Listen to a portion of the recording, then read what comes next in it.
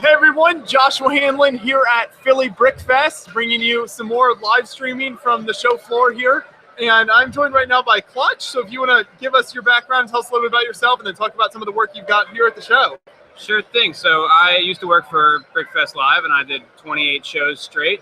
I had my fill, and I'm working on my Bricklink store, as well as a new project I'm really excited about, which is the AFOL poster subscription service. And I'm here today to show you guys the posters I've rolled out so far and tell you a little bit about how you can find out more about posters and buy some for yourself. Yeah, so this is some really awesome kind of Lego-inspired art. So do you want to take us through some of the posters that have been designed so far and how this works? Sure thing. So I really wanted to bring more Lego art to the world, and not mocks, not photography, but illustrations and other reimaginings, other ways. The one way I once put it was, this is art for AFOLs who can't really display sets on a shelf or figures maybe at their workplace or in their home, something you can frame and put on the wall.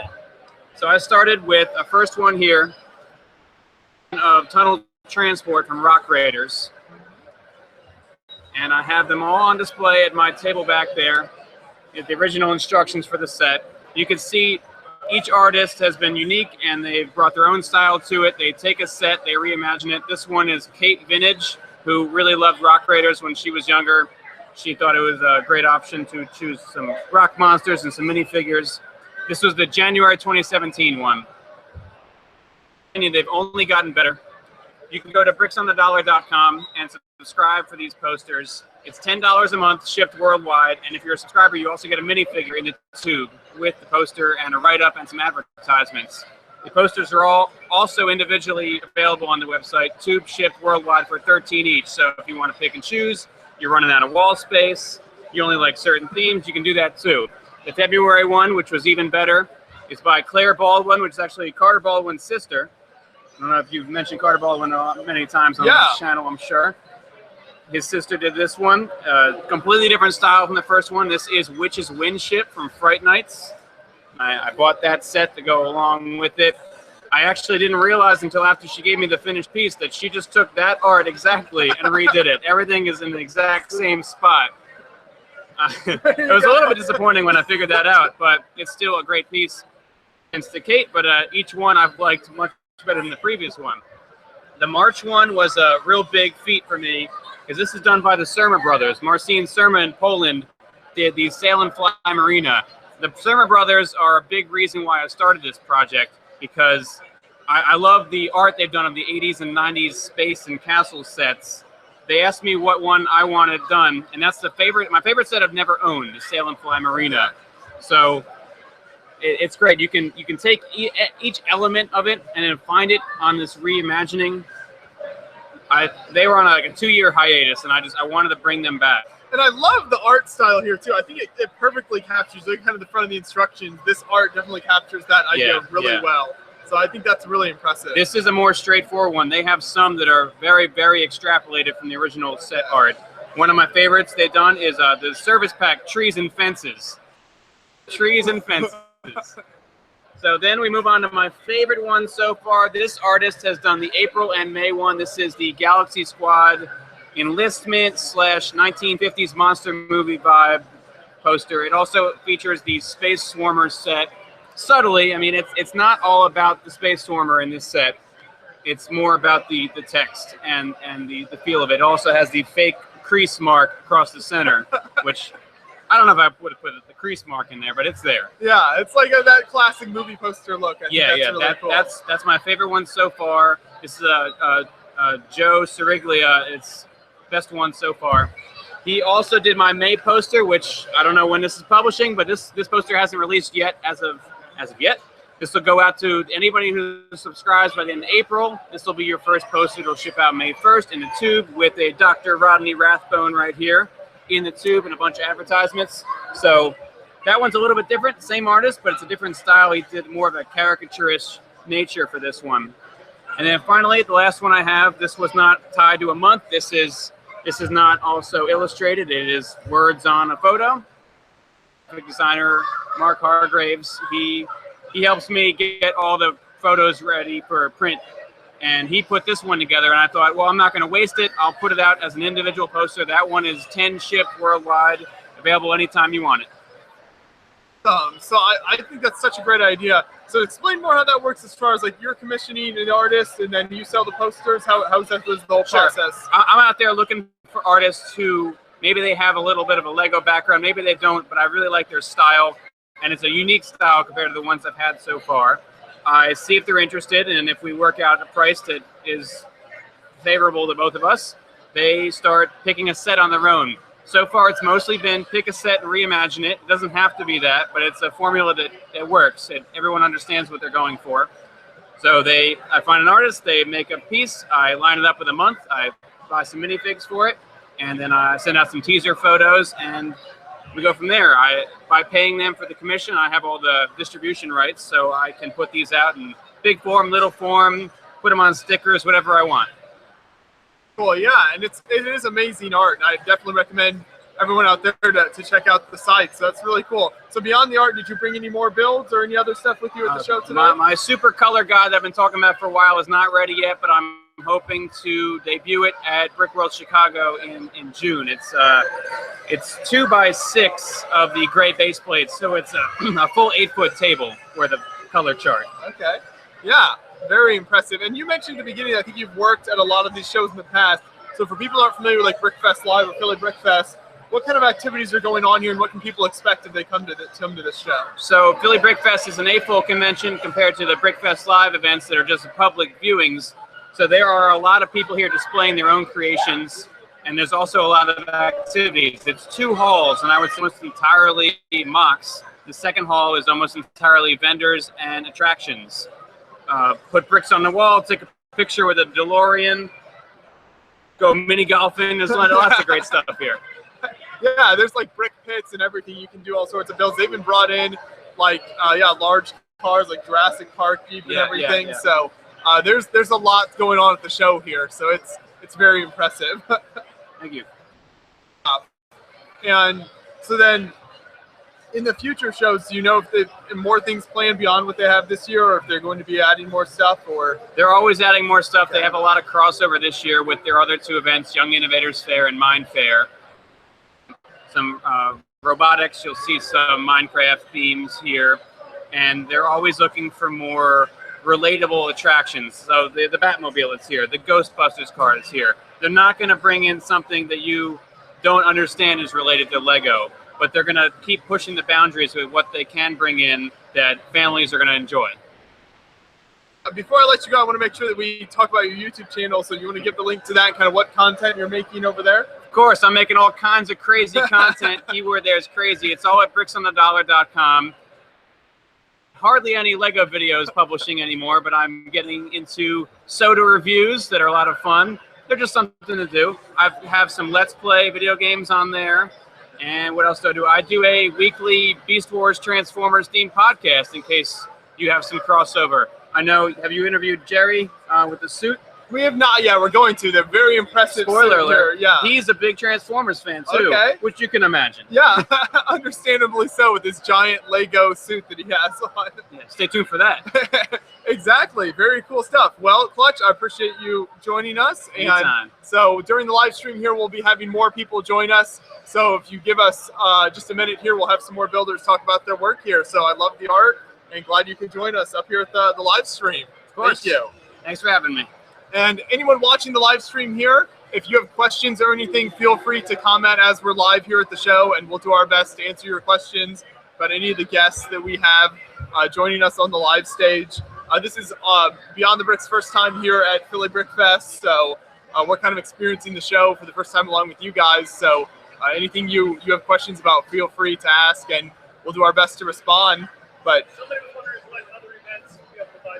okay, so yeah, that's a great question. I hope it was you that was wondering that. Other events that you can get the posters Okay, at. so I will be personally at Brick World Chicago and Brick Fair Virginia this year, and I'll be displaying the posters in the same way I am now. I'm not selling them because I'm displaying them. Bricksolotl, the vendor, will be selling them at any and all shows that they vend at nationwide. I'm also looking for a couple other vendors so that hopefully I can have full AFOL convention coverage for poster sales by the end of the year. So if you go to an AFOL show anytime this year, next year, someone will be selling these posters. Awesome. So you'll have coverage of a lot of different places then, where hopefully you'll be able to get them. Yes. And obviously the link online as well to do that. So very cool stuff. Well, thank you once again. Appreciate it. Of course. We will bring some more builders up here in just a minute. We should have, I believe we have a classic space builder coming over right now. It's going to show off some cool stuff here. So we will make some room for him then. Thank you for showing the posters again. These are for you guys. Perfect. These are for me. So yeah, you just want to set your builds down right here? Perfect. Awesome. Small, medium, and large. We got the live stream going right now, so if you want to introduce yourself to everybody, then kind of take us through what you've got here. Fantastic. This is awesome. All right, guys, how you doing? I'm Dr. Lucky from Fick and Bricks here. And this is my classic space, some of my spaceships. What I do is I go through bulk bins. That's kind of what I do is I go through bulk bins and I try to find pieces of these sets, with the space, spaceship or the space logos on them, and I try to build them again. So basically bring them back from the dead, kind of back from those old bulk bins and stuff. So it's kind of what I do. Yeah, big into the classics. Recreate the sets, and that's really cool. How long have you been building, and what kind of got you interested in the classic space stuff? I had these as a kid. Okay. I'm 40 years old, so I'll throw it out there. I'm an A-ball for sure. But yeah, I had these all as a kid. My mom had a lot of sets, and she got rid of them, of course, like a lot of moms do. Right. They threw them away. So I just kind of got back into the nostalgia of the old stuff. So I got pirate stuff. I got classic castle, and then obviously classic space, a little bit of classic town as well. So yeah, I think it's interesting to see the designs here. You look at how many studs are exposed and stuff. What do you think are the big differences between some of these old set designs like this and kind of the sets that are being put out today, and how that changed? That's like you said. It's just all. I mean, these are all. It's amazing because it's all old plates. It's just all plate built. I mean, there's no. It's all it is plates. There's some brick on top, but it's pretty much just plates in a lot of the older pieces here. So I mean, I like the exposed studs on the top. A lot of the exposed stuff on the top and everything like that. So we got people popping in. This is crazy over here. But yeah, a lot of the exposed brick is what it kind of don't cover it up. Just kind of let it sit there and. Yeah. Not a lot of the curves and things like that. Right. There's definitely almost like a more basic building style. It's classic. It is. To create the term there, it's classic. That's what I like about it. I love the new stuff too. Don't get me wrong. I love a lot of the new stuff that's come out, but for my money, it's always classic. Yeah. And how long have you been displaying at Philly Brick Fest here? Do you do a collaborative or the bigger space display, or how does that work? No, this is going to be my third year. I missed the first year, so this is my third year doing it. I'm from actually Western New York. I'm from just outside of Buffalo, so we came down about 6 hours to here. We've been doing it for the last couple of years. First year I had one little building, and over the last couple of years I've gotten my display a little bit bigger, kind of honed my craft a little bit. So. Awesome. Have you ever experimented with kind of updating some of the original builds to make them more modern looking like that's set today? It's a great question. Actually, no. I'm a purist when it comes to the classic stuff, and I just love the old, not messing with it. I'm kind of like Emmett in a way. I just instructions, build it, let it sit there, and kind of. Sure, and I love the jersey you've got on as well. You want to talk about where you got that from? Yeah, it's actually geekyjerseys.com. They're out of Canada. They're up north of Canada. Very cool. So kind of a Lego themed space. It is actually, and this one actually they had customized with the Fick and Bricks on the back. So. Oh yeah, you got your name on there. Yeah. It allow customization on these, so pretty cool. Okay, very cool stuff. And so as you've been at the show here the last few days, there's we've had the non-public days. Now the public is coming through. You can see everybody behind us here. What's kind of some of the activities you've been involved in, and some of the stuff that you like to try to do when you're at a show? Honestly, the best thing I like to do is just interact. Interact with everybody. The kids, seeing the smiles on the faces of kids is just priceless. I mean, it's just awesome. That talking to the people with these sets and everything, a lot of the uncles had these sets. So just to see the expressions on their faces is priceless, because they're like, I had that set. And their kids, and their nieces, nephews are here, and you're like, Dad had that set, your uncle had that set. I remember that monorail that's running over there. So, experience. I love, the private days are cool, and hanging out with all the YouTubers and everything's cool, but it's at, just interacting with everybody. That's what I look forward to. It's almost like that nostalgia with a lot of the parents that have that. Exactly. And again, that's my age group is kind of there, so it's perfect. Yeah. Okay. Very awesome. So do you get involved in anything outside of the space builds? Is that pretty much what you focus on? No, like I said, I've been starting to do the classic stuff right now, Okay. but I do have a city at home. I do have a Brickburg, New York. I do have a city that I've been working on. I do have a farm and like a campgrounds mock that I've been doing too that I've been working on. So, check out Thick and Bricks channel. You can check that out. I do have a YouTube channel as well. So you want to check out the progress on that. I got to start getting a little bit back to the progress on that because I kind of stalled a little bit with Philly and everything. And there you go. So you kind of make videos as you go along, like me adding your builds and stuff. Yes, You'll feature them on the channel. Yeah. The idea with the campgrounds is it was going to be like seasonal. I was going to have seasons on the campgrounds itself, like winter, spring, summer, and fall. Once it's done, so it's farm campgrounds. I got a lake, and then I was going to transition it into like the city. So okay. It's a work in progress, but all mocks are, cities are. So. Good stuff. Yeah. Well, I appreciate you joining us on the live stream and bringing your builds over here. So thank you. Yeah. I appreciate that. It's awesome. Thanks for having me. Thank you very much. All appreciate it. So we will bring some more builders up here in just a minute. Hopefully, we should have some more people joining us. So anyone watching the live stream, once again, feel free to comment with any questions you have or anything you'd like to know about the show here. We'll be live streaming for a little while here with some other builders at the show. So if you have anyone else that you would like to talk about their builds, feel free to send them our way, and awesome. we can talk to them on the live stream here. Thanks, guys. Yeah. Thank you, guys. Yeah, thank you. So everyone, give us a couple minutes here, and we'll have some more builders to feature. Make sure you don't drop those. I don't break these going down the stairs. Yeah. Thank you. We got our producer John behind the camera here helping us out, so he's helping bring some people over as much as possible. But this has been a really great show. So like I mentioned earlier, it's our first time covering Brickfest live show, especially a big convention like Philly Brickfest. I believe it's 150,000 square feet of space here, which is just incredible. I think by square footage, that makes it about the biggest Lego event in the United States. So they do a really crazy, huge job here with putting this whole thing on, and they've got all sorts of activities for the kids. And then kind of this half of the building that we're streaming in is all the mocks, mostly mocks set up, and then you've got vendors here as well. So you'll see behind us lots of builders with everything that they have on display.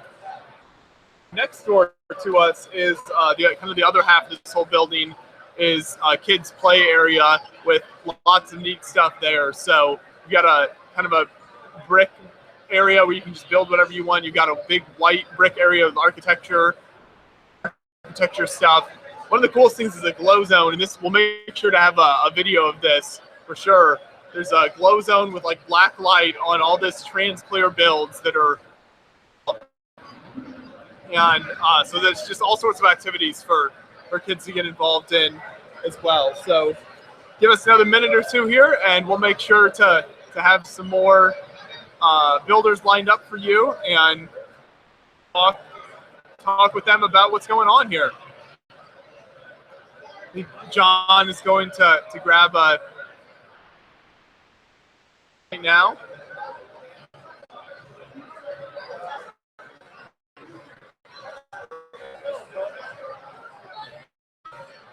Looks like we've got a builder. I noticed there's a big YouTube presence at Brickfest, which is interesting. Right now, might be, if you're watching on YouTube, probably some YouTubers out there in the crowd yourselves. So a lot of the people we talk to, you notice they themselves and have stuff that they feature on their channels based on what they're displaying here at the show. So it's interesting, this show compared to a lot of the other ones that we cover has a lot more show up to it, kids and adults who have channels and do create Lego related content on there. So come on up here. Looks like we've got another builder ready. I have a few things. Awesome. I can bring all my stuff. No, that's all good. So if you want to just introduce yourself real quick and talk about what you've got here. Where am I looking? Where's the camera? Right there, right there. Hi, I'm Brian from Built From Bricks. If you haven't seen the show, you should check it out. We do all kinds of fun stuff.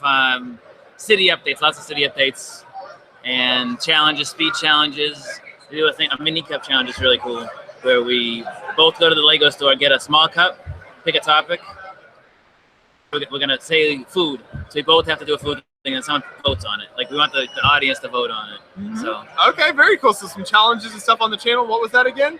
the channel's built from bricks. Okay. Built from bricks. Built from bricks. So very cool. And then what did you bring here? So I don't know if you can see this. Yeah, you can show it to the camera there. So this is a 50s diner. Something I came up with. One of my favorite parts of this, I'll start off with first, is the mini blinds in the window.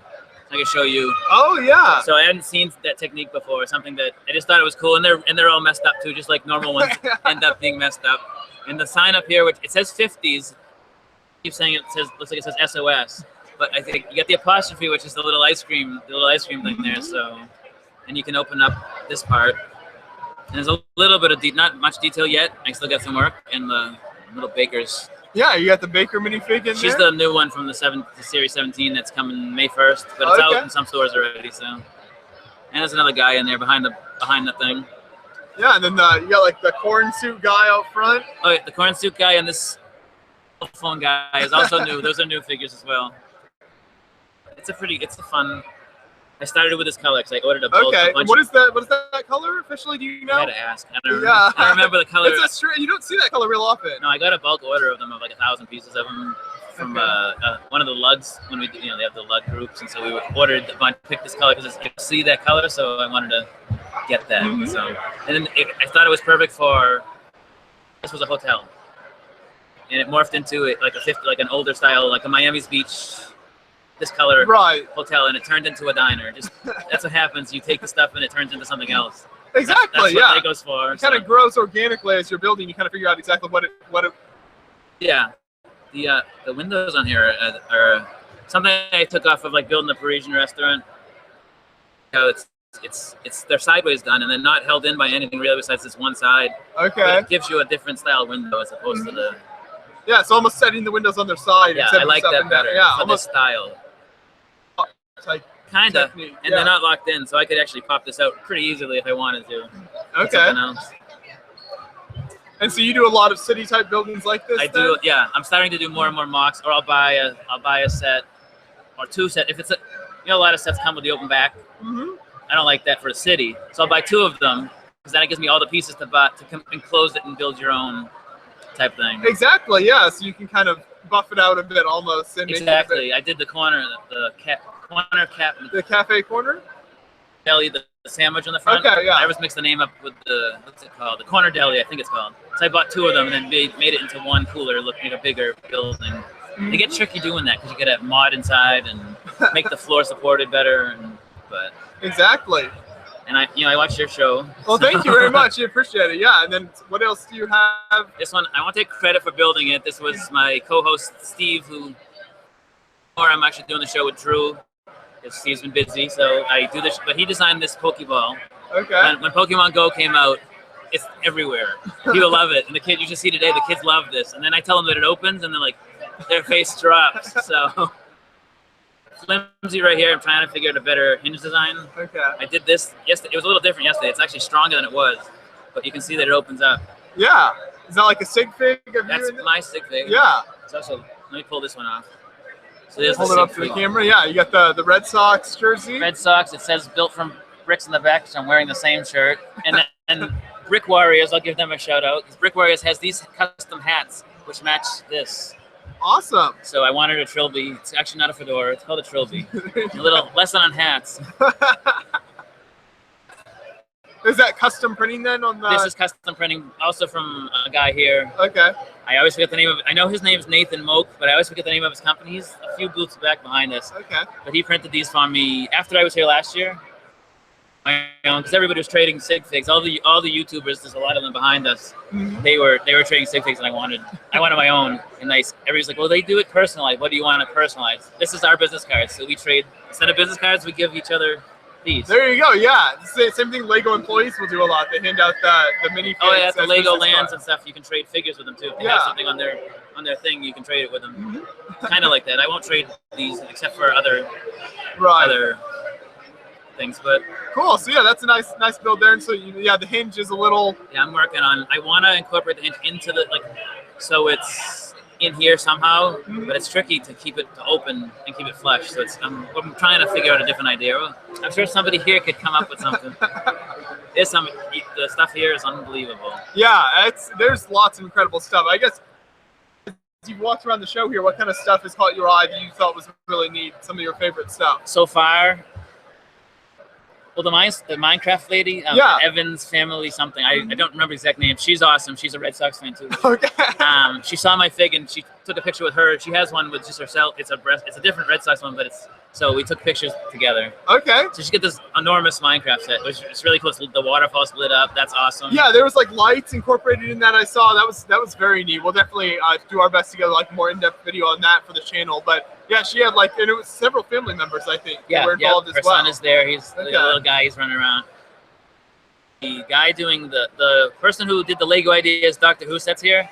Okay. And he has a Flintstones set on ideas right now. It looks awesome. It's the bed from Flintstones. It's the car that they ride, and it's their house, all like organic looking stone house. It looks awesome. He's even got Dino there, the purple dinosaur. Not in the right colors because it's just as the idea doesn't have the right colors, but Lego could produce it. So I'm giving him a shout out. Yeah, and if he's around here at some point, we might try to bring him on the live stream as well. Nice guy, awesome. And he's there, and who else? I have to go around some more. You got the massive pen lug display over the here. pen lug is amazing. Yeah. And I went over there, and I asked him how he did. They have these old buildings, and they look like the siding on the side. And I asked him, like, how'd you do the siding?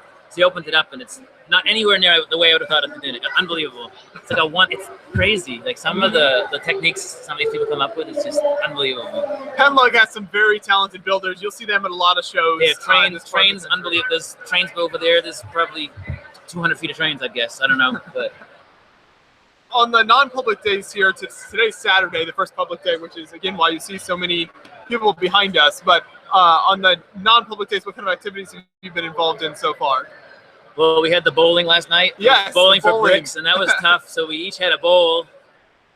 Bowling, you take a turns building the set, and whoever did the fastest. So our plan didn't work. So we thought that if one person, like we both slower, the one person could take longer on a page. But it ended up that if you finish bowling, everybody could work on the thing, and right. So we kind of backfired. We got the set anyway. Hey, there you go. Yeah. So very, very cool. Yeah. I do see a mini sea cow coming in here. Yes, we've got the next builder ready to join. So thanks for talking with us. Appreciate it. Good chatting with you. Thank you, and make sure to check out Built from Bricks. What I always say at the end of my show is, what have you built today? There you go. And feel free to comment once again with any questions or anything as we go along and keep streaming. So thank you. We'll bring in the next builder here. Give us a second here, everybody. Trying to give you a nice look at builds that are small enough to bring up on the stage here. Yeah, because some of this stuff is not Oh, mini Aquaman. Awesome. Here we go. Looks like we've got some Batman, some Sea Cow. Awesome, I'm doing well. Yeah, it's been a while, hasn't it? It's BrickFest Toronto. Tell everybody watching real quick and then talk about what we've got here. I'm Nick, or the Brick Adjuster, and I made a Lego Dimensions mock with portals and everything. So I had about 11 different worlds, but I just brought 2. I brought the Lego Movie. So this is the Sea Cow, micro version of the Sea Cow, with my little micro figures. We got Unikitty, Vitruvius, Emmett, and Wildstyle. I love the way you've done the micro versions of them. You just kind of have the as long as you get the colors. As long as you get the colors right, you can figure out. Benny's over here, and yeah, because I have the Sea Cow at home, and I always wanted to do a micro version, so I'm just looking at it all the time. And like, okay, let me try. The sails, I was wondering how am I going to do those sails, but then I figured, okay, just with the slopes they work. It almost looks like you just took a shrink ray to it and just right down. And then you got the cow is still like full scale. I know, the cow's full scale. That's what my son was saying. That looks kind of weird, but I'm like, yeah, it's fine. Very cool. And then this one's my latest one, actually. I wasn't going to, because this, for my my Lego Dimensions, it's all from wave 1. It's like the first wave. This is actually from the second wave. And I built the cars maybe around January, building something in the background to bring to Philly BrickFest. But I was gonna wait till I watched the Lego Movie, because I hadn't watched that yet, because I want to know, okay, what kind of background should I do? Okay. I haven't watched it yet, but then I built the Arkham Asylum maybe last weekend. So I'm like, okay, maybe I'll try to build an Arkham Asylum. So Monday, just kind of trying to figure out something. I don't have that tower, but looks pretty much like Arkham Asylum. Yeah, it does. It's definitely recognizable right away. And again, I love how you've captured the tiny characters, just like the 1x1 set high, and like I said, get the color right. Big And heads. Yeah. I think I like this one, the penguin. that's based on the recent kit, right? the recent kit, and then the lowrider. Okay. Recent kit, and then the Riddler. So you kind of shrunk the kits down. What for you is kind of the hardest part of building at this micro scale compared to like the larger, more minifig type scale build? I actually find it easier to build micro than minifig. Okay. I think we talked about this before with like even the amusement park I made before, Smalley World. Like just it's easier for me to build things smaller because I just try to get the colors right first, and then and I have a lot of small 1x1s and studs and everything. But that's what I try to collect. Whenever there's a parts draft or something, I'm the one picking all the tiny pieces. What are good pieces that you found that work really well for stuff at small scale that you kind of capture details with just 1 or 2 pieces? Like 1x1 plates, 1x1 studs. Like I collect a lot of those. Tiles, 1x1, 1x2. So yeah. Very cool. So you mentioned you had other kind of smaller micro builds besides these two. What were some of the other scenes you did? So there's Ghostbusters, there's Back to the Future, there's Simpsons. I can show you after, but there's Lord of the Rings. I have the Tower of Orthanc. Okay, I think I saw that over there. I have the Temple of Air-Jitsu for Ninjago. What else is there? Portal 2, Jurassic World. That's a lot of them, yeah. So that's, Wizard of Oz. We did the Wizard of Oz. Yeah, the Wizard of Oz is I brought very that back cool. because Lego Dimensions, they have that Wizard of Oz level. Okay. So, like I was thinking maybe next time Sonic, Goonies, 18, you know how they have, then I didn't know how to do the rings with Sonic, like how to make it go around in micro scale, so I don't know. And what are your thoughts on Dimensions so far, kind of as a gaming platform for Lego and everything, and how that's gone over? Have you enjoyed that? I like it. We played Dimensions when it first came out, and then the disc scratched because we have the Xbox 360, and I heard that the Xbox One, the disc doesn't scratch if you jostle the console. So we haven't played it since. I've just been getting the packs for the minifigures and just collecting that. But I like it though. There was a convention in Toronto. It was like I can't remember what it's called. Fan Expo. Okay. Fan Expo. They were debuting the second wave before it came out. I guess it's like the 4-bit screen. Everyone now knows it because that's. But back then, I guess it was like last summer. It was brand new then. Yeah, we were trying it out, so it seemed pretty cool. Like it was like capture the flag and stuff like that. So it's getting creative. Do you feel like it works well for kids and adults? Can you kind of play together, or is it mostly kids oriented? Or I enjoyed playing it. Okay. It's harder than at the beginning. It's harder than a regular Lego game because you gotta like on like the console in order to like go through a portal, and then in order to like do water, or it's like you gotta memorize different things. And once you got that memorized, then you can figure it out. Okay. I don't know if the new wave it's even harder, but it seemed okay. You haven't played it? I have not. No, I haven't really tried. I've played a lot of the traditional Lego games, for like Xbox or whatever. Yeah. Have you played those as well? Yeah, we have all of those. Yeah, those are really neat. What are your kind of thoughts over those over the years? Because I'm always interested in hearing what people think of Lego. I actually played those before getting into Lego. Okay. Like I was playing the Lego Star Wars video game, Lego Indiana Jones before.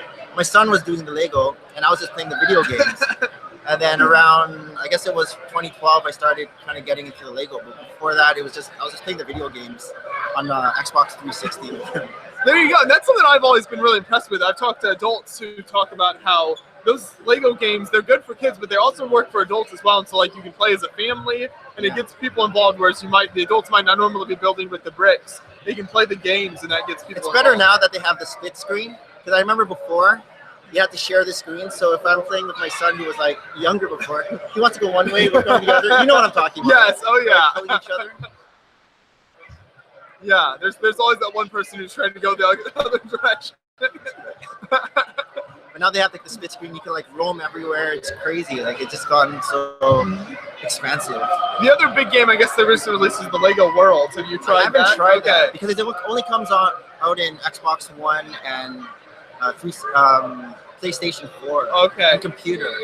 And we only have the 360. So it's more of a modern gaming platform. So I don't even know how it's like what it's about. Like, is it like Minecraft? I'm not sure. I have seen a little bit of gameplay from it. Yeah, it's kind of like an updated, supposed to be better version of sort of like Lego Universe. I don't know if you ever played when that was out, but so yeah, so you can do sort of similar stuff. You can build in it, but it's not levels. It's like right. I think it's more the sandbox type of thing. Yeah. So yeah, there's the Lego gaming stuff is interesting because I know it's kind of been a very like up and down platform for them. Some of their stuff is really flopped. Some of it's done really well, and so it's interesting to see how they kind of combine the bricks with technology and how that's worked over the years. Yeah, like I guess it was a gateway for me to kind of get it. But since I've kind of gotten to Lego, I stopped playing the video game so much. Okay. Like if I have the spare time, instead of like, oh, I'm gonna play the video game, I'm like, oh, I'm gonna play with Lego instead. Whereas before it was just if I had spare time, I'd try to play the video game and go up the level. It feels like I'm wasting time playing the video game. When right, there you go. You got all the bricks and you want. Yeah, so it's, I don't know. Thinking what I want to do with my spare time. Very cool. So what number of years is this for you for Philly Brick Fest? How long have you been? My third. Third year? Okay. What have you thought over the years? Has it gotten bigger and better? Kind of added more events and stuff? Like I just walked around the whole convention center just today, and it seems like there's more things to do, like just for the actual public, rather than when I came, there were a few things, but like there's all these attractions now. Like they have like the big Pirates of the Caribbean pirate ship. Yeah, that was crazy. Like I don't even know what. Yeah. And there's like an interactive guy there, like playing with everyone. Okay. Last year they had the Ghostbusters and Back to the Future. That's back. Okay. With Jurassic World. That's still here. They got like the DeLorean car and the Ghostbusters Ecto one. So they brought that back again. All the cosplay guys walking around.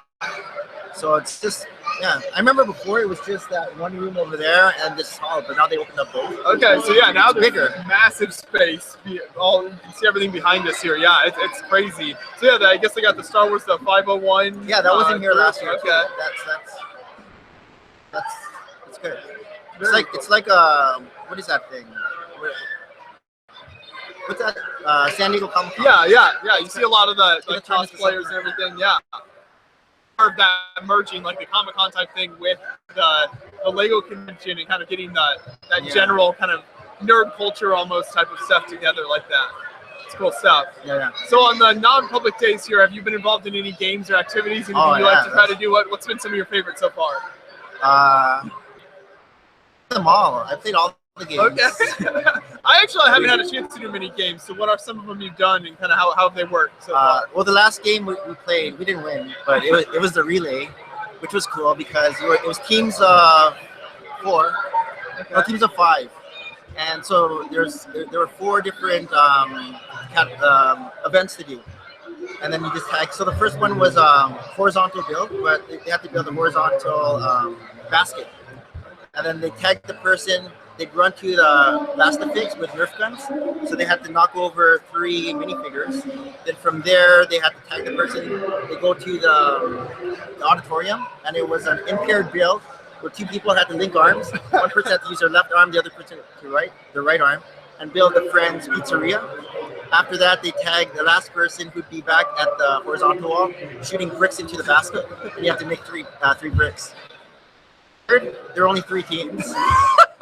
However, each team won a prize. So even though we came in third, we still got Galaxy Squad. Just say you came in third, it sounds better until you say there's only 3 teams. But yeah, there are lots of fun games. Like that's awesome. Yeah, so the show organizers, Chad and everyone, do a really good job of kind of setting activities up for people to kind of pack as much fun in like Thursday through Sunday as possible. This year, like it seemed like there was no break. It was like game after game after game. You occupy. So as long as you finish making your mock in time, you can play. If your mock's still not ready for Saturday, then you can't play. Right. Get your setup done early then. Yeah. Awesome. Good stuff. Well, I think we've got our next builder ready here, so it was great chatting with you. Appreciate it. Thanks for bringing your stuff over here. It's great seeing you. All right. So thanks everyone for joining us live. I hope you've been enjoying our live stream so far. Once again, we're doing our best to monitor the chat room, so any questions or comments, feel free to let us know, and we'll do our best to respond to that. Bring the next builder in here, see what he has to offer. Come on in.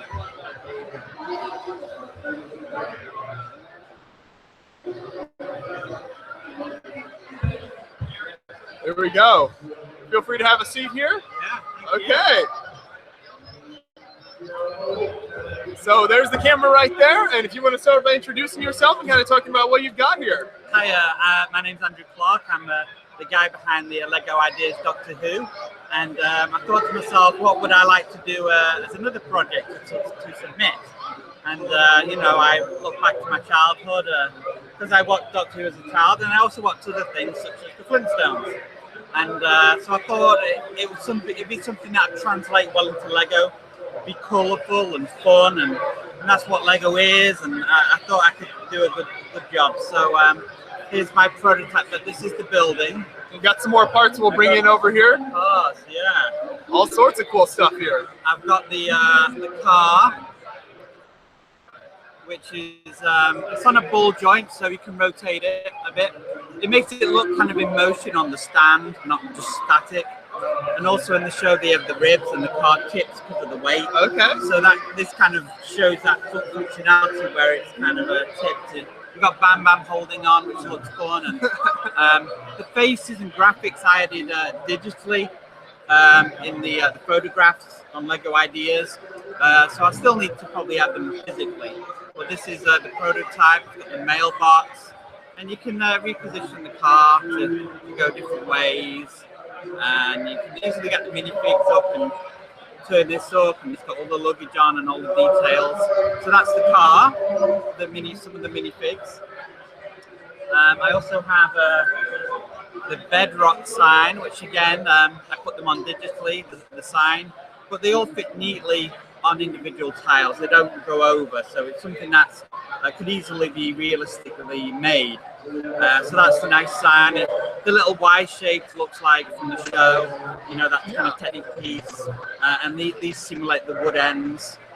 And then you got the building itself. You got the exterior. I think this is my favorite part. I love this. You. This is so great. Yeah, you go and take us through it. It's great. Definitely. Thank you. Yeah, I wanted to simulate the look of the home. It's got a little mower on the outside, and the animals feature a lot in the show. They kind of simulate the tech we have, but using it in different ways. So this way it eats the grass and as they push it. So that's a little fun, little small build, but it adds a bit of character. And the door opens. So you got the door that opens, and then you go to the back. That's a little bit occluded because of the roof, the view. So I made it so the roof is easily detachable, just slides out a little. Yeah. Just the right amount of force, not too little so it falls out, not too much. And that way, like a kid playing with it could easily like get it out. Yeah. So you don't break the build by taking the roof off. Yeah, you have to yank it out. It just goes in a little bit. And so you see it's packed with details. It's got Dino's bowl, there's little food, it's got the record player, the bird, TV, the phone, the horns from a Star Wars character, couch, room for two. And so yeah, it's got all the details. The tree, I thought was very. They did have a palm tree element, but it hasn't been used for like a decade. I checked on Bricklink the last time it was used in a set. So I wanted to use elements that would most likely use, something that's currently in production. So this tail element here simulated the nice curve of the show. Looked more fun, and additionally tapered and wider at the base and a bit thinner. So that seemed like the perfect element for that. It's on there, and also at the front again, I use these banana elements to simulate kind of the foliage because they seem like they're a good shape. Now people are probably thinking, "Where's Dino?" Well, he exists partly digitally and partly in physical. I'll show you that now. Grab some more of the parts here. Yeah, so this is Dino just in physical Lego. You'll notice completely hold it up to the camera if you want there. Color, of course, and no decals. But this was to prove it could work as a physical model. And then I did a digital one to show what it looked like in the right colors with the right printing and decals. Got here. Okay, so you've got your digital photos in here on the computer and kind of renderings of what everything looks like. Yeah. So that's Dino in physical form. And I've got some others if I can. I can't really see from this angle to go through. Let's see. Get it all set up here properly. There you go. Yeah. I can't see from a certain angle. So that's the outside with all the people stood outside the house, all the characters of the show. And you'll notice, so you got the faces and everything added on the minifigs there. So that's kind of what the completed set would look like. Yeah. And this is what you'll see on Lego Ideas, where you can go and vote for it. And so this is on Lego Ideas right now. Then it's available for people to vote on it. Yeah, people can vote on it. It's got 3,800 and odd votes. So it's a good amount there, but it needs 10,000. Only then will Lego review it. And that's the only way it stands a chance of becoming an official set, is to get the 10,000 votes. So naturally, I need to get the support for it, fans of the show. So if you really would like to see the Flintstones in Lego form, then go and vote for the project. And the link may be added later, but yes, so we'll put a link in the description for anyone watching this for sure. But yeah, you can definitely. And also, can you just search on Ideas for Flintstones and be able to find it? You can. Several projects will come up because they have several on there. But if you want the one with Dino, that'll be my project. There you go. So do you have more renderings then? Anything more? So with the views of the inside, you can see the TV with the screen on it as a printed thing, and also the car can, when it's placed next to the home, acts as a driveway. Okay. So the car can be placed on the stand, or it can be taken off very easily. Point out, it just easily goes on a ball joint, and then you can just roll the car along, and it works as an individual car. You can take the ribs off, and you can easily place it back on. So it can be a dirt road it's on, or it can be the driveway. So I tried to make it have as much features and fun as possible. So I had great fun doing the Lego Doctor Who set, and I thought I'd do this as my next one. And even now I'm thinking on my next idea. So starting the next few months. Yeah, that's awesome. So once again, we'll make sure to include a link in the description of this video to that Ideas project, so everyone can go vote on that. And that's really cool. And like you mentioned, I think it's worth talking about, this is not your first foray into Ideas. You've definitely, you had the Doctor Who set that you put up, got the 10,000 votes, and was made into the really cool Doctor Who set. So I guess if you want to give us kind of an overview of what your experience was with that, kind of how that process went for you. Yeah, well, basically, I got the 10,000 votes, and then I automatically got into the Lego review. They asked me for any photographs, the physical model, LDD files, Lego Digital Designer files, so the official designers could take a look and see how feasible it was while they reviewed it. And then it went 2 review periods. I put mine on hold, like they were still thinking about it. Then in the second another review period, then mine was chosen, and I was assigned an official Lego designer who will work on it, Sam Johnson. Okay. And his uncle is Paul McGann, one of the doctors. So that's a good link for him. And we had a few Skype sessions where we talked back and forth. He'd show me his prototype based on my design, and I'd either be like, yeah, that looks great, or I'm not too sure about that. And I gave some suggestions, and he incorporated some of them. Like there's a little handle pulley switch, like the Doctor uses to engage the TARDIS. And then I did when it came on sale, I did signings. I flew to London, and I did a signing there in a big mall, Blue Water, I think. So I did signings at 2 different places, and it was a lot of fun meeting the fans, talking about the show, talking about Doctor Who, and naturally I was like, yeah, this is pretty good. I should try this again. It's a fun experience, and I like the hobby. I like the creativity aspect of it. I like prototyping, set design, and making it something you can people have these huge creations which I like and admire, but I like the creations that you can pick up with one or two hands and play with it and look at it and appreciate it in that kind of way. And yeah, that's really awesome. When you're working on something like your Doctor Who build or this Flintstones build, are you looking at like shots from the show and stuff as you're working on to try to get it accurate, or how does that work? Okay, well, the first thing I do, because I work as a computer games artist, Okay. the first thing I do on any project, whether it's for a Lego project or a Word project, I get as much reference as possible on the thing to make it as faithful to the actual design as possible. Sure. Because I'm sure if it isn't, some fans would point it out. Yes. Oh, definitely. There's one thing fans like to do. It's point out inaccuracies. Yes, they love to do that. So my job is to deny them that pleasure. Yes. Deny them that so as much as possible. So I don't know if that makes them more or less happy.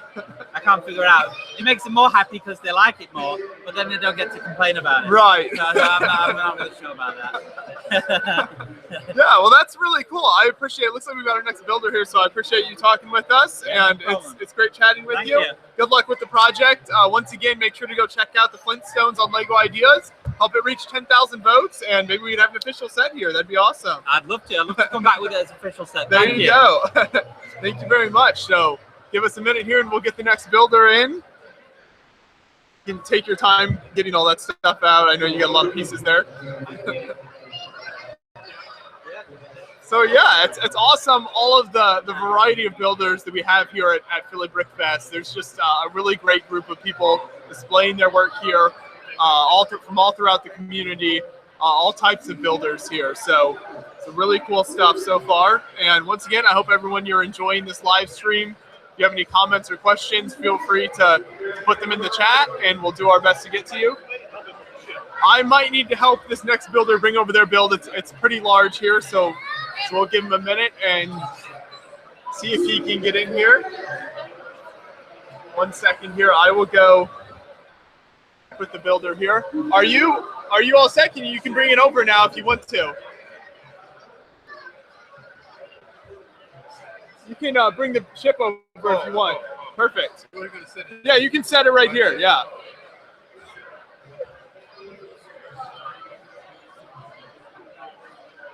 Give it 1 second. Here we go.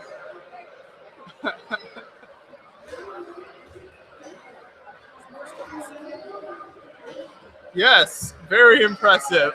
Move the mic back a bit. Thank you. So if you just want to introduce yourself to everyone watching live here, and then you can talk about what you've got. Okay. I'm Wilbert McKinley. I call myself Commodore of the Teach Fleet. There you go, the Teach Fleet. So kind of introduce us to what the Teach Fleet is, and then you can talk about this build you've got here. Okay, well, Teach Fleet is an acronym. Stands for Technologies, Effects, and Contributions, highlighted for environmental, ecological learning. Okay. And the basis of Teach Fleet is to use Lego bricks to introduce kids to technology, particularly marine science. And so what we do is we teach kids how to build all kinds of ships, and we relate those ships to environmental science topics. Awesome. Yeah. So do you go into schools and do this? Or how does that we go work? into schools, museums. So for instance, 3rd and 4th will be at the Great Lakes Science Center in Cleveland. Okay. And there we'll be having a workshop, and we have kits that the kids can build, and we have 16 different types of ships that we focus on, and each type of ship related to an environmental science topic.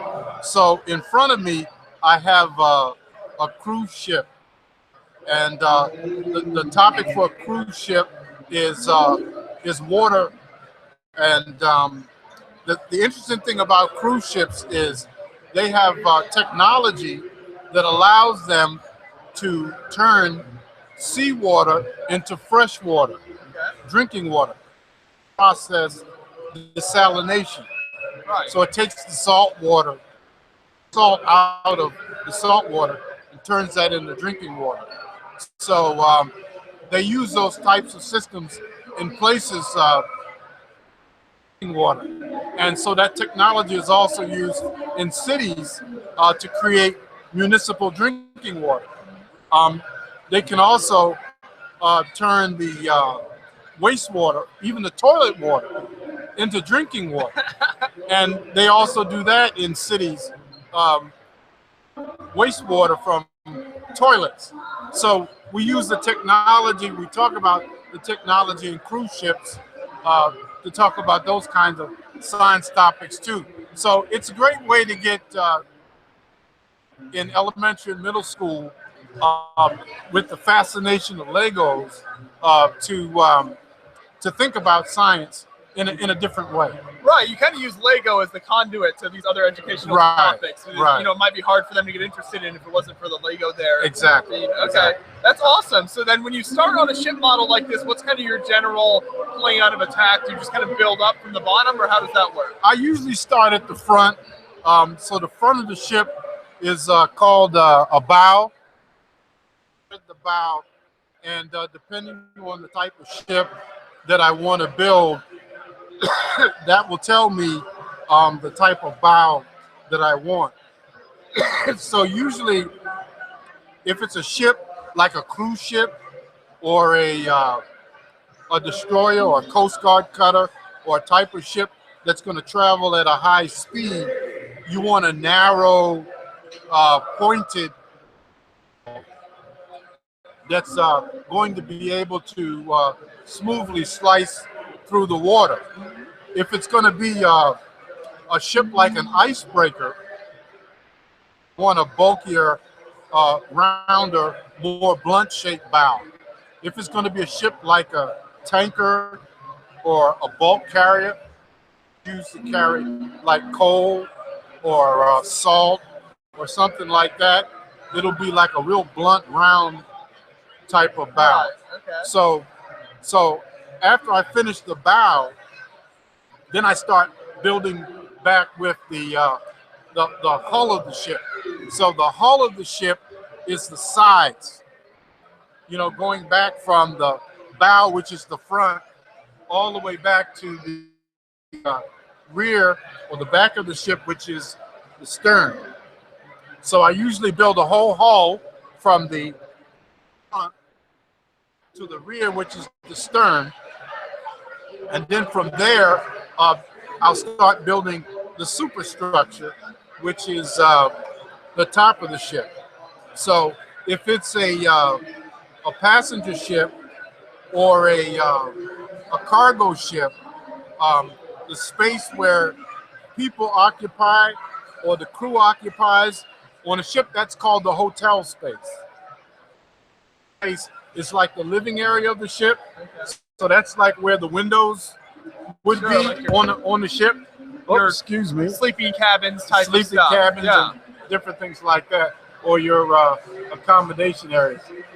So as you can see, for most of my builds, I don't use glue. But it's Lego, so you know there's going to be some casualties along the way. And the reason I don't use glue, I move these around quite a bit. So when I go to schools and different things like that, I prefer not using the glue. That way, if I bump it and something breaks off, I can just stick it back on. Whereas if I use glue and it broke off, I wouldn't be able to, glue it back on. Because, with glue, it's real brittle.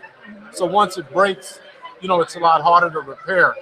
So the nice thing, if it's something that's not going to be, fixed in place, it's easier to repair, if you don't glue it. Well, that is fascinating. So how many shows each year do you try to present at here? Are you here at Philly? Do you try to make it to other shows with this if people can keep an eye out for it? Well, primarily I do This is really the only Lego event Okay. that I do. I do Coast Day, Pennsylvania Coast Day, Delaware Coast Day, and this year I'll be going to libraries in Baltimore County. Okay. Yeah, that's very cool. So you get the educational aspect combined with the ships Right, here. Well, right. well, thank you. I appreciate you talking with me. This has been really great. And there's lots of other ships over there as well. So definitely. Do you have a website? where Yes, people my can check out? website is www.teachfleet.com. Okay, teachfleet.com. That's awesome. So you got photos of all the other stuff you've got over there? Right, right. Okay, very neat. Well, it was great chatting with you. I All appreciate right. it. Thank you very much. Great model here. Okay. We will bring in the next builder then. All right. You can get this. Got it there? Yep, we got it. Perfect. Thank you.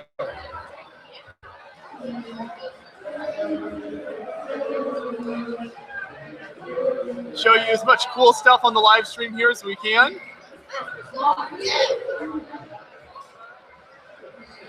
Good. This over here. And once again, if you have any questions or comments, we're doing our best to monitor the chat. So if you've got anything while we're talking, feel free to comment, and we'll do our best to answer your questions. So the next builder we've got here, thanks for joining us. You want to introduce yourself? And Yeah, JC Caprella, okay, Philadelphia, PA. All right. so local builder here. And what did you bring us? This right here is Master Sword from Legend of Zelda. Okay. So for people who aren't familiar with Zelda, what role does this play in the game? This is obviously Zelda is kind of your classic hero rescues the princess game, and this is his weapon. Okay. Blade of Evil's Bane. There you go. And if you can take us through kind of the structure of this sword and how it came together, what some of the techniques you used on it? Yeah, this is all basically, since both sides are the same, it's built kind of the little studs not on top method, basically using hinge bricks flipped around so that basically each panel can sit flush with one another. And then from there, it's pretty much just built on a lot of tile just to keep it a smooth look to it. But yeah, it's pretty much it. Okay, and I'll move this out of the way if you want to you can set the whole thing up here and everyone can see how big. There you go. All right. You've got the cool kind of like wedge pieces almost all throughout the hilt part there. Yeah, just to keep it as much close to, make it as accurate as possible, I guess, to the actual blade. Very cool. Is this pretty structurally strong? Like, or do you have to handle it pretty carefully? How does that? No, I mean, it's pretty sturdy as long as you kind of keep it upright. I mean, obviously, it's built to be handled that way and built to sit in the base. So if you ever just grabbed it by the handle and tried to wield it like a real sword, it would just pretty much snap in half. So. Well, that's Right. cool. What inspired you to do a Zelda build here? What kind of- Definitely Legend of Zelda, like Link to the Past, the game for the Super Nintendo. It's kind of like one of the first video games I played, and then I played literally almost every game pretty much up until now, so always been a huge fan of the series. So it is. There you go, just a big fan. As Yeah. you were working on this, did you use like screenshots from the game, or how did that work? Kind of. Yeah, I've been taking kind of different shots of the Master Sword because this is kind of a blend. Because obviously every game it's a little bit different as far as its appearance. So this is a little bit of a blend of what I like best, I guess, from each one going through. Sure, very neat. As you display this at a show, do a lot of people recognize it? Do you have people like Zelda fans seeing what it is? Yeah. I mean, I do get. Obviously, there are a good bit of like Sword and Stone. Okay. I get that a lot too. One person thought it was He-Man's sword. I'm not really sure where that one in particular came from, but yeah, there are definitely a lot of Zelda fans there. And then I think we had the stand earlier, so we can set this here. We're going to talk about how this works and kind of what this does. Yeah, I mean, it's all just built up from the base. The inside, it's kind of wedged to kind of fit the tip of the blade there, so it can just stand in there upright, freestanding, without being attached to anything else. The base went through a bit of a modification. It had to be built higher the first time around because the first build was too low, so the blade just kind of wanted to just tip over right out there. But yeah, it's cool. Yeah, very cool. So was it hard sourcing? You've got a lot of tiles in here, a lot of gray brick. Was it hard sourcing that? Where'd you get all that from? Yeah, I mean, that was all through copious bricklink Okay. orders of going through there. Yeah, I mean, I'm sure it came from multiple different vendors. I don't think any one in particular had the sheer amount of just gray bricks to do this all in one buyout. Exactly. Yeah. Okay, so is models like this kind of what you with Lego building, or what kind of genre or theme do you generally build in? Do you have I'm all over the Oh, place. you all over? Okay. Yeah, I mean, generally it's kind of, I guess it'd be like pop culture kind of build, movies, TV, video games so far. I think kind of trying to copy it and replicate it is kind of what I like. I think, and sometimes it's even harder because somebody's going to recognize it. So, it's got to look a certain way. So. Exactly. Yeah, I think it turned out great. And so you mentioned you're from the local Philly area here. How long have you been coming to this show? Has this been? This one I've been here before, maybe like about 2 or 3 years ago. I kind of bounced between this one and Brick Fair, Virginia, down outside of DC. Awesome. Yeah. So what do you think of this show then, as far as like some of the other, like compared to Brick Fair and kind of your experiences at other shows? I mean, this show is good. I think, to be honest, I think Brick Fair is still kind of one of the top just because of the sheer size of that one. I mean, it's gigantic. Yeah. I mean, I think there's like 900 exhibitors there compared to maybe 100 or so. So, I mean, just in terms of sheer size, I mean, Brick Fair, Virginia is still pretty amazing. Right. This is definitely a great And this show. one's obviously more convenient for you. Oh, yeah. No, it definitely wins in that regard. I don't have to drive 3.5 hours, so it works. That's awesome. Do you stick around here on the non-public days and try to get involved with some of the games and stuff and that kind of thing, or? Yeah, try to what I can, is when available. Right. Try to hang around for the most part, but yeah. Okay. Any favorite activities you have at shows? Anything you generally, games or anything you try to do? Man, I don't know if there's a top. I mean, some of the speed builds and things are there. The speed, okay. Yeah. Lots of the speed builds and stuff is always really fun. Lots of good challenges there. Okay, very neat stuff. Well, thank you. I appreciate it. So, do you have other stuff besides this on display at the show? Yeah. Again, pulling from like TV, video games, things like that. One, the Mech from Mech Warrior, Starfurry from Babylon 5 sci-fi series, and then Swordfish ship from Cowboy Bebop anime series. Yeah, so lots of kind of pop culture stuff there. Exactly. Yeah, I'm sure you get fans that recognize that from the shows and stuff. So awesome stuff. Well, thank you. I appreciate you bringing this up here. No Thanks. Thank you. So yeah, thanks again, everyone watching. I hope you enjoy seeing these different builds we've had here, and thanks for watching the live stream. Give it another minute here. See, it looks like we've got another builder joining us, so give it 1 second and sit down and chat with us a bit about his work. So very cool. Good to see you again. Yes. How you doing? Brought some goodies here. So yeah, if you want to, here's the camera. If you want to introduce yourself to the live viewers, then talk about what you brought us. Sure. Hey everybody, I'm Rob Damiano. I'm the creator of Nova Team. I'm probably best known for my Flickr photos. I do these cinematic, movie-style photos that don't actually move in no video. I always say video is my day job, so there I don't go. want to make it work. So and it's kind of like 80s classic space elevated to a whole new level. It's kind of what 2017. Awesome stuff. Yeah, so you just started with whatever you want here and take us through it. So we'll start with my newest creation. No photos are online of this sucker yet. I built it, got it done for the show. Killed myself to do that, and it's photos. Because everything I do, back up, everything I do, I start with my photography. That's what's key. I think about cool photos I want to do, come up with a story that kind of fits that, and then builds that I need to build to support that story. Post the photos up kind of like every couple days when I have the story all done. But like almost like a to be continued kind of thing. So that's really interesting. So instead of like doing the build and then photographing it, you kind of have the photograph in mind first, and you're building to fit whatever photograph you have in your mind. Exactly. I kind of take a much more of a movie Hollywood approach to that, right? Yeah. So these are my props. And my minifigures are my actors, right? So a lot cheaper than real actors. Yes. So that's my mindset, and I go about it, and I build a lot of my things like movie sets. So like I said, has a camera-friendly side and a not so camera-friendly. Mine's even more that case because I cheat with angles constantly. Oh yeah. So I've got people saying to me, "I want to imagine you have such an amazing build in your house somewhere, but I have a feeling you're lying to me." I'm like, "I'm lying to you." I literally a 48 before you base plate, everything's happening in it, and I'm pretending it's a planet. Yeah, there you go. So anyway, back to the rover. So this is the RRAV. Yeah, RRAV, that's what I call it. I have so many names for things. Right, it's confusing acronyms and everything. No, I know. Acronyms are awesome. They're supposed to be easy. What happened to that? The idea is supposed to be like a mobile research rover, okay? The idea is that you drop this sucker down, a team of astronauts, space guys would be in here kind of exploring the planet. Yeah. And everything I try to do, I try to have some kind of logic to it that makes sense in some way. It's Lego, but like, all right, here and I have a reason for it. So I got like some kind of like top here, I've got like some kind of communications arrays or sensors or something like that. I have a little air scrubber right here. Back, I'm going to say this is oxygen. That's what I've been calling it, like an oxygen tank. I don't know. Maybe they can. Doesn't seem like it would hold a lot though.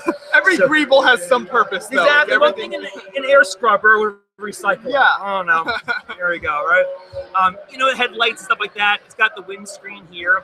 It's got an under windscreen. Yeah, almost like a helicopter type cockpit there. Yeah. Absolutely. I was totally inspired by that. And I figured I'd let them see if there's anything in the way. But I then started thinking, well, you know, I like to do a lot of photos with a fog machine and it's foggy. So I'm thinking, wow, they're not going to be able to see all that well. You know, visibility is like maybe a couple hundred feet. So I figured maybe they have some kind of sensors to help them detect obstructions.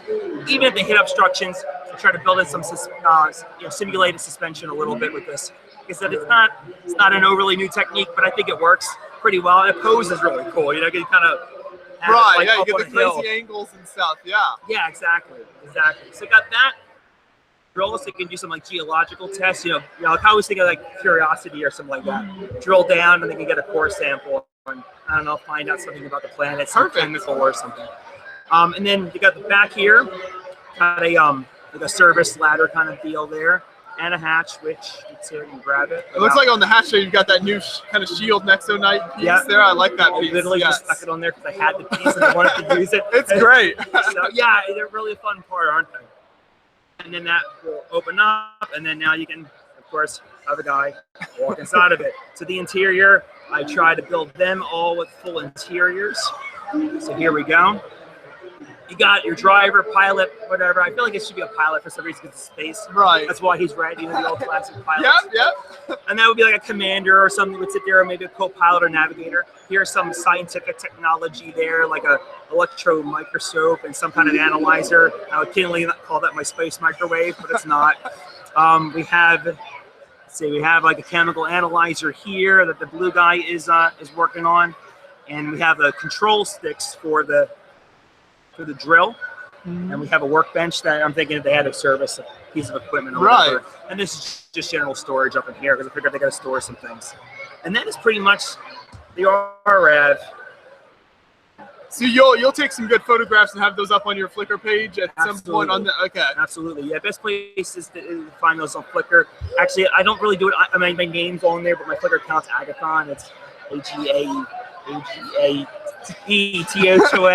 Sorry. The minute you got to spell it out loud. Right. So that's that. And then the other thing I kind of got known for is doing custom minifigures.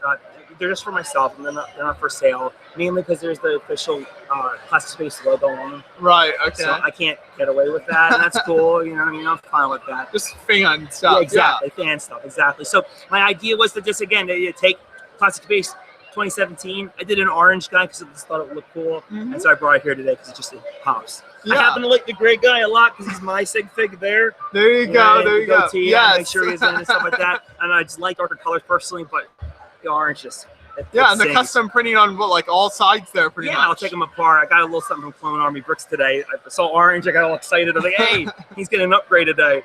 So yep, all sides. You got the back.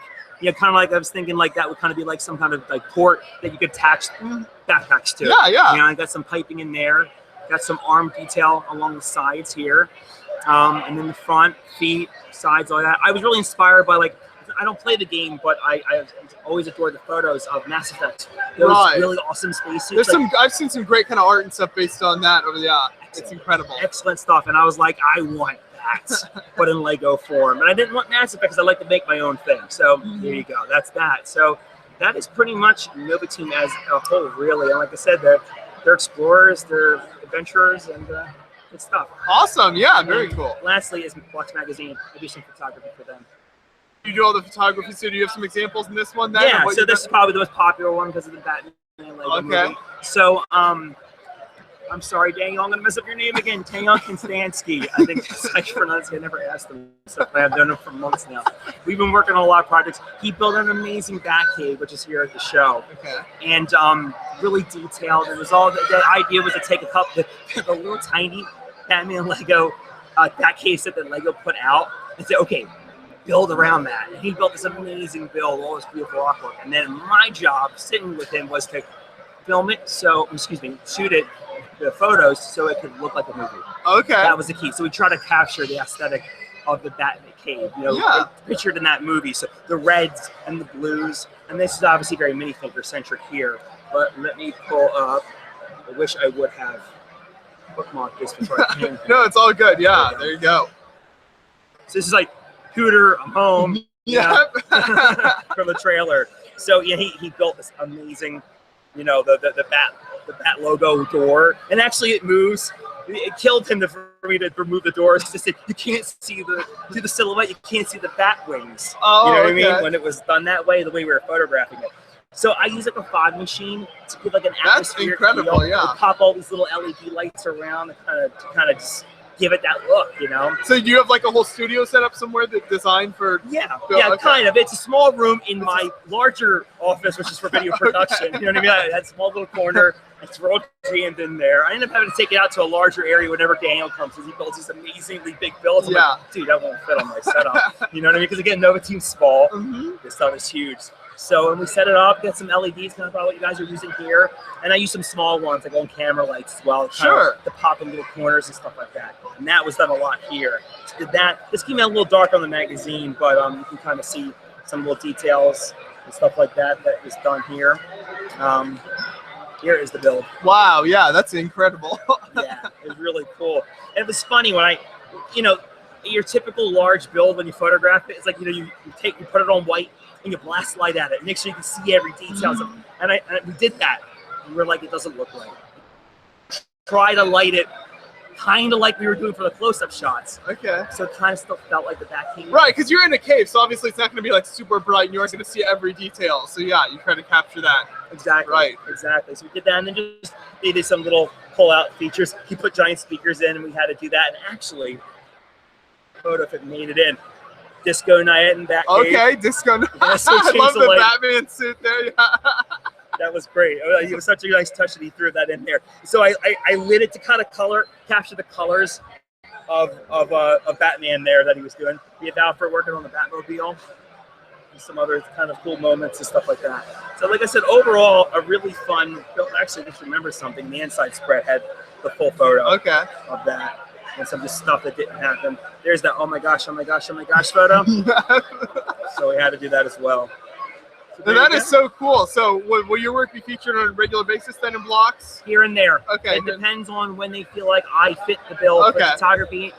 Because it's a UK-based magazine, they are mainly out there. Daniel and I are kind of like the American team over here. Right. So occasionally we get hooked up to do these kind of, I call them collaboratives, but they're not totally, because right in the Lego community, it's like, oh, I built it with him. No, I'm usually ogling it when he's setting it up, and then I had to photograph it.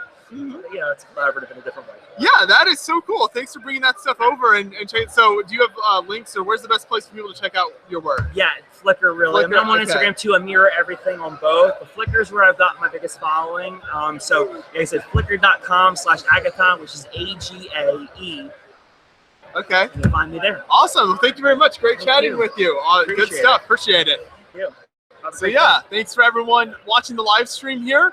I think this is just about going to wrap it up for us. I'm not sure how long we've been going for here, but I think producer John is just about ready to wrap up the live stream for us here. So really appreciate everyone who's joined us throughout it, commented, chatting with all different builders here at the show. So thanks everyone for watching, and we'll have lots more in-depth builder interviews from Philly Brick Fest coming out over the next month or so here. So keep an eye out for those. Thanks for watching.